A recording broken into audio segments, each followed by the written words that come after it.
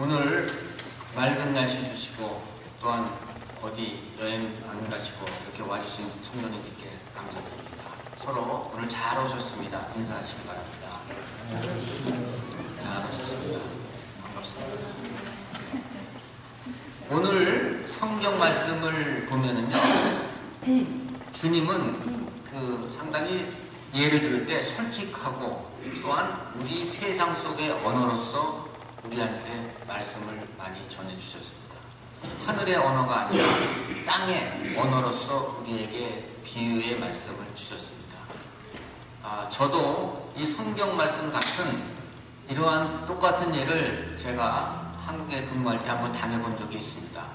어느 회의에 갔는데 제가 조금 늦었어요. 그랬더니 자리가 한 자리가 비어 있는데 제가 그 자리밖에 앉을 수 없는 상황이었는데 조금 있다 보니까는 이 모임을 주최하는 분의 자리라면서 저거로 조금 이렇게 옮겨달라고 얘기를 하더라고요. 그래서 제가 이제 깨달은 게 있습니다. 이게 아무나 앉는 자리가 아니구나. 그래서 그 이후부터는 제가 밴을 타도 웬만하면 뒷좌석에 가서 앉으려고 합니다. 이 앞좌석에 멋모르고 앉았다가 이 뒤통수가 약간 근질근질할 때도 있고요. 그래서 이 뒤에 가서 앉는 제 나름대로의 습관을 제가 갖게 되었습니다. 오늘은 성경 말씀 14장 11절 말씀에 근거하여 겸손한 자의 축복이라는 제목을 갖고 하나님 말씀의 은혜를 나누고자 합니다. 겸손이라는 것은 남을 높이고 내가 낮아지는 것입니다. 겸손은 영어로 humility라고 합니다. 이 단어의 언어는 땅을 의미하는 라틴어 휴무스에서 나왔는데요. 이 휴무스에서 여러 단어가 파생을 했습니다. 우리 인간이라고 부르는 호모 사피엔스도 여기서 파생을 했습니다. 겸손은 흙과 관련이 되어 있습니다. 흙은 겸손의 상징입니다. 우리는 흙에서 나와 흙에서 돌아가는 존재입니다. 성 어거스틴은 신앙의 기본은 첫째도 겸손이요, 둘째도 겸손이요, 셋째도 겸손이라고 얘기하였습니다. 겸손은 자기 자신이 누구인지 아는 것입니다. 겸손은 인간의 삶의 본질입니다. 마태복음 11장 29절에서 나는 마음이 온유하고 겸손하니 내 멍에를 메고 나에게 배우라 라고 말씀하십니다.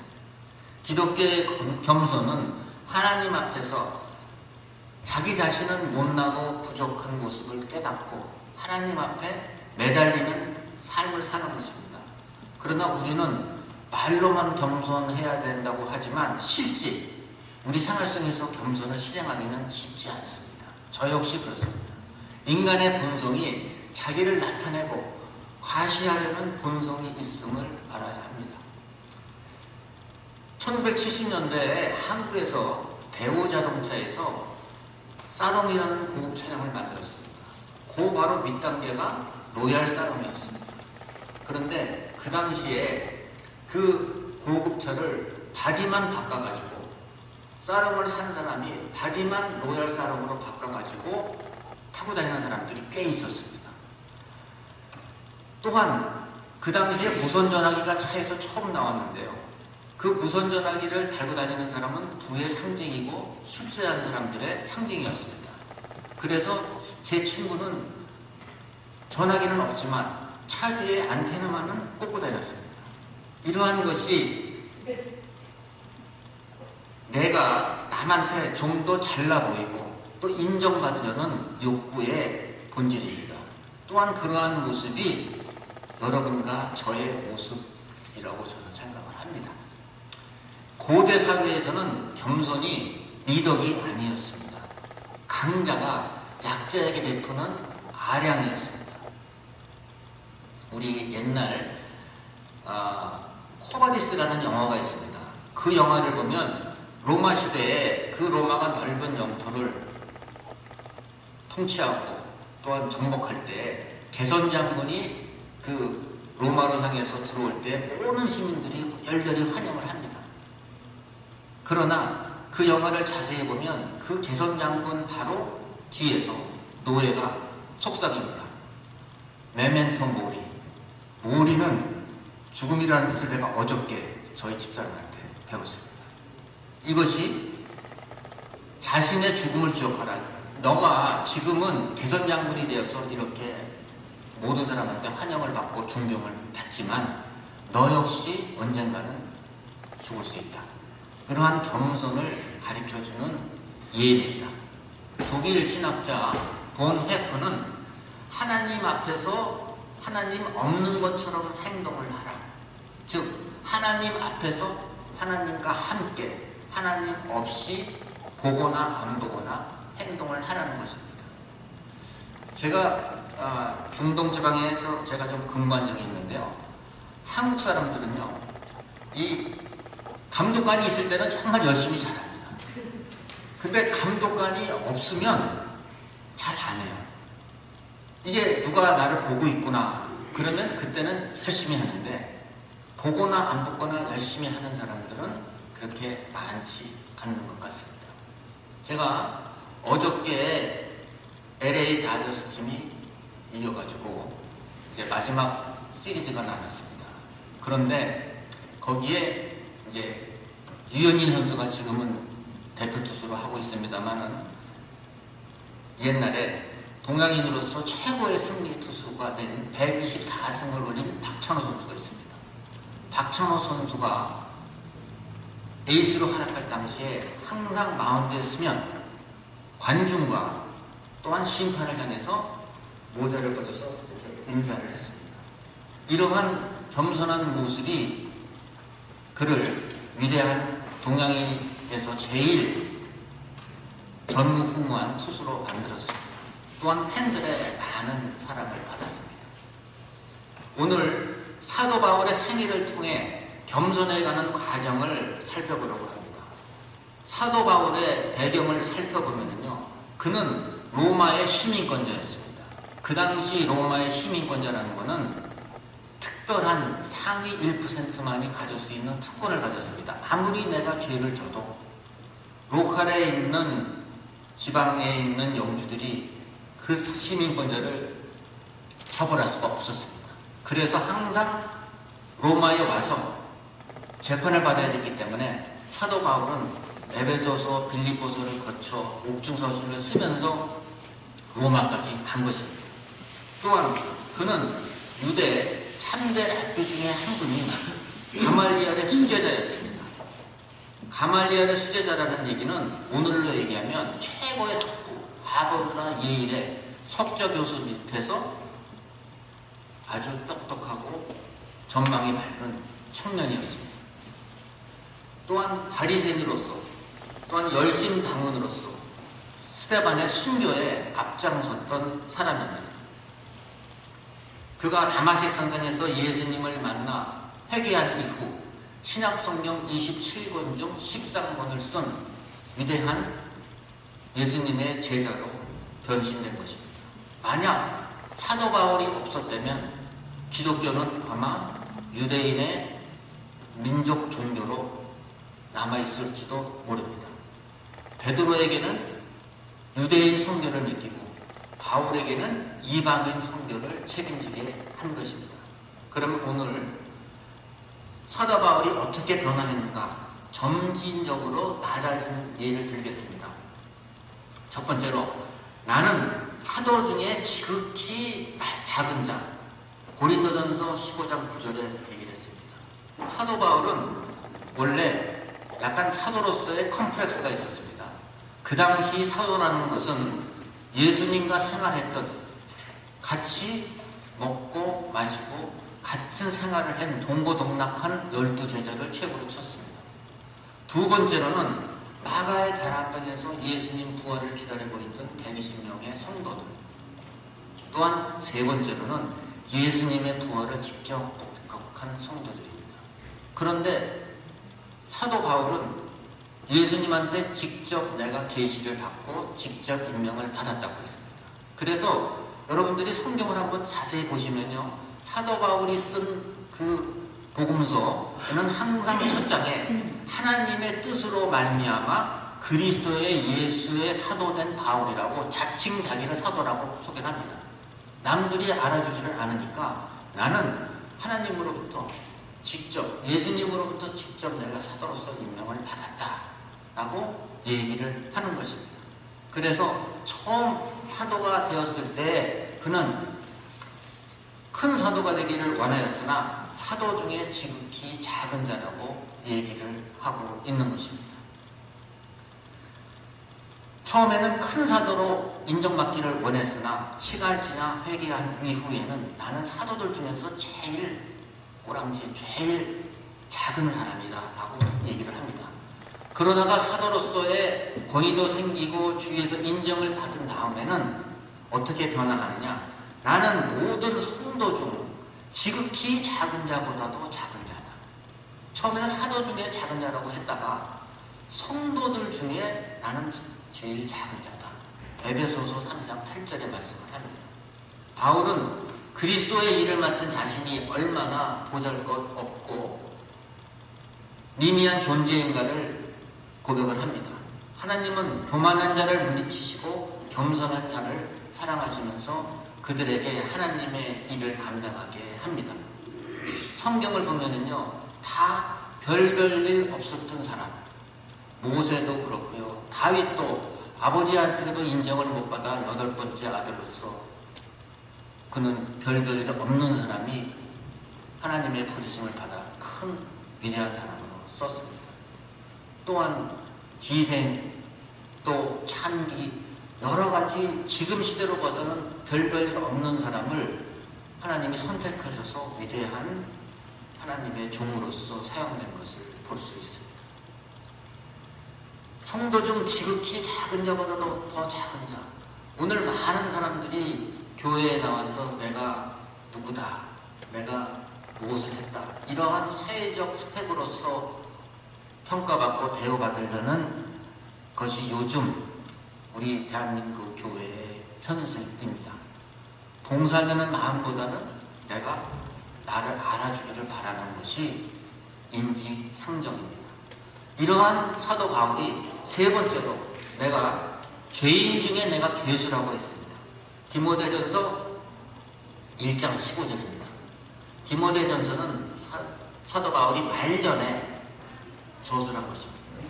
사도 바울은 자신을 죄인 중에 괴수라 표현하고 있습니다. 사도 바울이 전에는 예수를 비방했고 예수 믿는 자를 박해했기 때문입니다. 죄가 깊은 곳에 은혜가 많은 것입니다. 회개한 이후에 놀라운 생각의 변화를 가져오는 것입니다. 우리가 이강수의 소설을 보면은요, 이강수의 소설은 우리한테 약간 계몽주의적 사상을 많이 전해줬습니다. 인생을 이렇게 살아라. 계몽주의라는 것은 내가 좀 많이 배우고 내가 좀 잘난 사람이 나보다 못한 사람한테 이렇게 가르쳐주는 경향이 있는 것입니다. 그러나 김동인의 배따라기 소설이 있습니다. 이 배따라기의 소설은 여러분 아마 다 읽으셨을 줄 믿습니다. 옛날에 두 형제가, 우애가 깊은 형제가 있었습니다. 형이 장가를 가서 미인인 아내를 맞이하였습니다. 그런데 이 어느 날 아내와 시동생이 불륜인 것을 오해하고 형이 부인을 내쫓고 그 부인은 자살을 했습니다. 또한 동생은 형이 자기를 믿지 못하는 것을 억울해하고 하면서 바다에서 어부로서의 생활을 40년을 했습니다. 그러다가 며칠이 지난 주에 형이 그 동생과 자기 부인과의 그런 장소에 갔는데 거기서 쥐를 잡다가 이러한 것을 이제 알게 되었는데 실지치가 나왔습니다. 그래서 형은 자기의 잘못을 뉘우치면서 동생을 찾아 많은 여러 곳을 바닷가를 떠돌아 다녔습니다. 그래서 이 배따락이라는 그 소설의 내용인데요. 이러한 인간으로서의 불륜, 폐륜, 또 이러한 인간으로서의 죄성이 있는 곳에 우리는 더 은혜를 받습니다.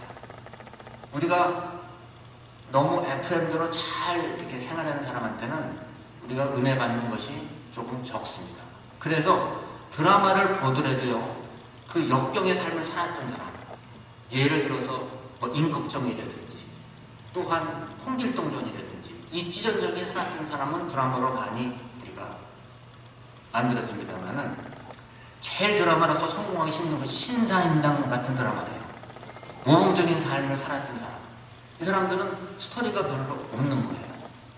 또한 성경을 보더라도 저 바닥 밑에 요셉같이 감옥소에 갔다가도 한나라의 국무총리가 되는 이런 드라마틱한 요소가 있을 때에 우리는 거기에 감명을 받습니다. 그래서 교회도 너무 FM대로 깨끗하고 이러한 모범생 사람을 보다는요, 조금 죄도 좀 짓고 사회생활도 사회에서 봤을 때는 약간 우리가 보기에는 좀 모자랐다는 사람이 모여서 같이 은혜 받는 곳이 교회이기를 믿습니다. 그래서 물이 너무 깨끗한 곳에는 고기가 많이 자라지는 못합니다. 약간 지저분해야 고기가 많이 보입니다. 그러면 사도 바울이 왜 죄인 중에 괴수라고 했던 이유를 제가 한번 살펴보겠습니다. 첫 번째로 교회를 핍박했습니다. 내가 전에는 회방자요, 핍박자요, 폭행자였으나 도리어 국류를 입은 것은 내가 믿지 아니할 때에 알지 못하고 행하였습니다. 바울이 예수 믿는 자를 감옥에 가둔 기록이 있습니다. 또한 그는 예루살렘에서 다마섹까지 가서 예수 믿는 자를 감옥에 가두어 놓으려고 노력한 열심 당원이었습니다. 지금으로 치면 아주 왕보수주의자였던 것 같습니다. 사도행전 8장 3절을 보면은요, 사울이 교회를 직면할세 각 집에 들어가서 남녀를 끌어다가 옥에 넘기더라. 행동대장이었던 것 같습니다. 두 번째로는 언어로 회방하였습니다. 즉 말로써 예수님을 모독을 했습니다. 마태복음 12장 36절을 보면은요, 내가 너희에게 이르노니 사람이 무슨 무익한 말을 하든지 심판날에 이에 대해서 신문을 받으리라. 우리가 말을 조심해야 됩니다.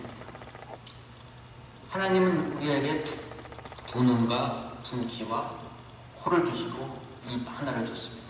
많이 보고 듣고 말을 조심하라고 합니다. 대우건설 남상국 사장은요, 우리나라로 치면 KS 출신입니다. 근데 그분은 노무현 대통령 형님 노급병 씨에게 3천만 원을 준 뇌물 사건으로 인해서 조사를 받다가 배운 만큼 배운 사람이 별별일 없는 사람한테 가서 머리를 숙인다고 하는 얘기를 듣고 결국은 한국에 자살을 했습니다.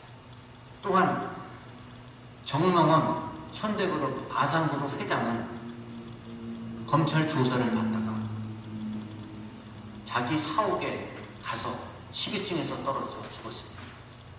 그 당시에 최고 검사라는 분한테 4명의 사람이 조사를 받다가 다 자살을 했습니다. 이러한 것은 인간은 내가 언어폭력, 나에 대한 모멸감을 느낄 때에 극단적인 선택을 하는 것입니다.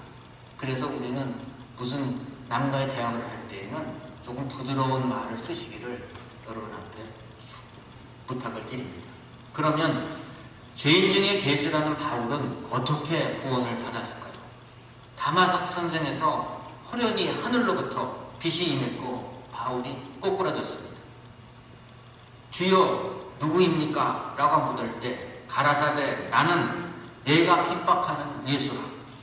이 한 번의 경험이 핍박자 사울에서 사도 바울로 바뀝니다. 사울이라는 뜻은 큰 자라는 뜻이었습니다. 거기서 바울, 작은 자로 바뀌는 것입니다. 우리의 인생에서 사도 바울과 같이 예수님을 만나시기를 여러분들한테 축원을 드립니다. 오늘 말씀의 결론을 냈습니다. 오늘 성경 말씀을 통해 사도 바울의 변화하는 모습을 살펴보았습니다. 고린도전서, 에베소서, 디모데전서를 통해 세월이 갈수록 점점 더 낮아지는 것을 볼 수 있었습니다. 하나님은 겸손한 자를 높이십니다. 우리 동양 고전에 흐르는 물같이 높은 곳에서 낮은 곳으로 서로 다투지 말고 인생을 술리껏 살아가시기를 바랍니다. 그거를 고사성어로는 흐르는 물같이 살아라 라고 얘기를 합니다. 베드로전서 5장 6절은 그러므로 하나님의 능하신 손 안에 겸손하라. 때가 되면 너희를 높이시리라. 흔히 우리는 벼가 익을수록 머리를 숙인다고 합니다. 교만은 덜 익은 사람의 자기 과시입니다. 우리가 분명히 알아야 할 것은 모든 것이 하나님한테 왔으며 하나님한테 돌아갑니다. 우리가 떠날 때는 아무것도 가져갈 수 없습니다. 공술의 공수권입니다. 하나님은 겸손한 자의 삶을 회복시켜 주시고 축복을 주십니다. 겸손은 우리 주인이 하나님인 것을 인정하고 하나님 앞에 무릎 꿇고 기도하는 것입니다. 오늘 설교 중 이것만 기억하시기 바랍니다. 사도 바울은 사울, 큰 자에서 바울, 작은 자로 스스로 낮아졌습니다. 자기 자신을 가리켜 칠삭동이, 즉 10달 만에 못 나오고 7달 만에 나온 자기로서는 별별 없는 사람. 또한 그는 키도 작고 안장다리의 외모는 별볼일 없었습니다. 그러나 주님을 만난 뒤에 그는 큰 사도로서 높임을 받았습니다. 처음에는 사도 중에 제일 작은 자, 두 번째로는 성도 중에 제일 작은 자, 세 번째로는 죄인 중에 괴수라고 고백을 하였습니다. 우리도 이러한 고백을 우리 일상생활 중에 하시기 바랍니다. 기독교의 겸손은 자신을 낮추고 주님을 높이고 자신을 의지하지 않고 주님만을 의지하며 또한 자신을 자랑하지 않고 주님을 자랑하는 오아시스 성교회의 교인이 되시기를 주님의 이름으로 축원드립니다. 기도드리겠습니다. 오늘 사도 바울을 통해서 낮아지고 겸손해지는 방법을 배웠습니다. 물은 높은 곳에서 낮은 곳으로 흐르고 채워받으시고 하나님의 은혜는 낮아진 사람, 겸손한 사람에게 흐르고 채워줍니다. 하나님, 오늘 우리 모두 겸손하고 낮아지는 사람이 되기를 바라옵나이다. 힘든 이민생활 속에서 겸손함으로 하나님의 은혜와 사랑을 받고 영원히 장대같이 범사가 잘되고 강건하기를 주 예수님 이름으로 기도드립니다.